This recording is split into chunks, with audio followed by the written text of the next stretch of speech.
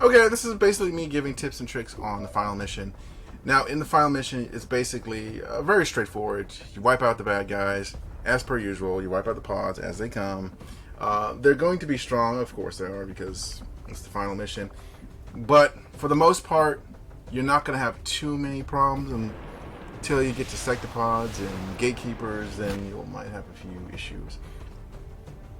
So, my recommendation for this mission, are you ready? Is to basically pick what you do best at this game.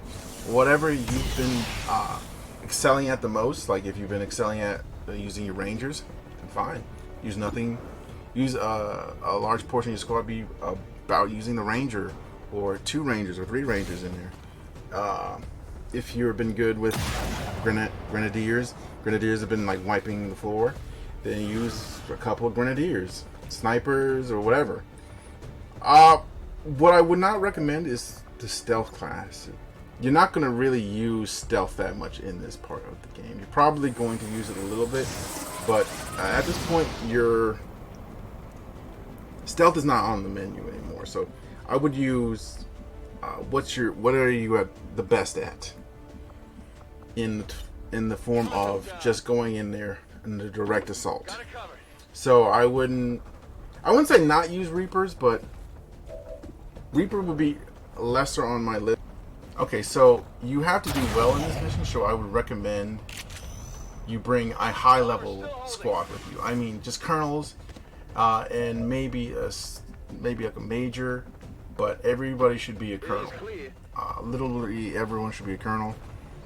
Maybe a major here or there, depends on what you need to fill out, but everyone should be a colonel. And you should have the best equipment on everyone. You should have bonds. You should have at least a level 1 bond on a couple of people. Maybe a level 2, maybe 30. But I didn't really use bonds much in this mission. Like, you should just have as much as in your corner as possible, because it's not impossible to lose this mission, but at the same time, you should be strong enough to handle this mission. You should be strong enough to more than succeed at this mission. So I wouldn't put too much pressure on yourself going into it, but at the same time, don't worry if you're struggling. It's fine. If this is your first time doing this mission, I would recommend you bring a specialist, a healing specialist, so that they will take care of injuries and whatever for you, in case someone gets knocked out or stunned, or another like affliction like being poisoned or burning or something like that. It basically acts as a little bit of insurance in case something goes wrong. You will have a bit of a buffer, a bit of a cushion. And they can still shoot, and they probably do have a few other abilities as well unlocked in the training center, which I highly recommend you have everyone go through the training center in this mission before you do this mission, is you look through the training center and see who can get a nice buff with either lightning reflexes or something like that. Something that you'll think will be useful for this mission.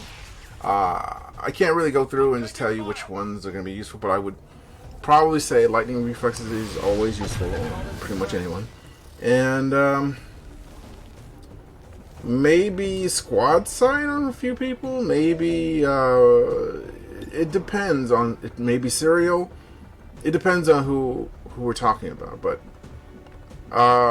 yeah, I would definitely look through his training center and pick something that's pretty good. If you've been saving points up to this moment, I would strongly suggest you spend them. Yeah, I thought this is a good, a nice little tips and tricks about how to handle this mission. It's not going to cause you that much stress. I just thought I'd give you like a nice little tips or tricks about how to do this type of mission. And if it's your first time doing it and you're nervous, don't be. It's not that big of a deal. You can probably, I think if it goes wrong, then the game will let you restart it. So I think that might. If this is an Iron Man playthrough, you should be fine. You should be fine, even if this is Iron Man. You should be fine. If you followed my other guys, and if you followed me on this playthrough, if you've And I would highly recommend you play off Iron Man first and beat this game, then try it on Iron Man. At this point, you should be good enough to handle this mission. It shouldn't be too difficult. It shouldn't be too stress-inducing. You'll have a few moments where you'll be like, oh man, this is going to be rough. But you should be able to handle it. You should be able to handle this mission. Just remember the danger priorities. Take them out. The most dangerous ones, take them out first. Then move down the list to the weaker enemies, like the Advent Soldier. Believe it or not, while he does have the most kills on your XCOM troops, because he's usually the last one surviving because you've taken out everybody else. Because all the other ones are way more dangerous than he is. He's got a grenade and he's got a gun. He is deadly in basically being very simple and very direct. So I would prioritize him sort of like in the middle.